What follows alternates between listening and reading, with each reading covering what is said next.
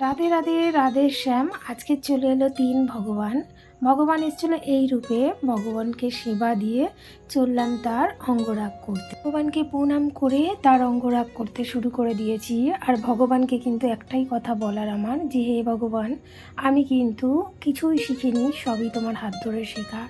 আর এটাই তোমার ইচ্ছা ছিল বলেই সেটা সম্ভব হয়েছে। জানো তো, ভগবানের ইচ্ছা ছাড়া একটা গাছের পাতাও নড়ে না। ভগবান মত দিলে তাহলেই সেটা সম্ভব হয়। ভগবান সাজার পর কিন্তু এই রূপ নিয়েছে তার ছোট্ট ভক্তর হাত ধরে।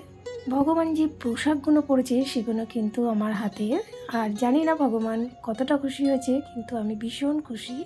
ভগবান বাড়ি যাওয়ার জন্য রেডি, তাকে নিতে এসেছে। ভগবানের চরণে দক্ষিণা দিয়ে গোপাল সোনাকে নিয়ে বাড়ি যাবে। আর ভক্তের এই ভক্তি দেখে আমি তো ভীষণ খুশি।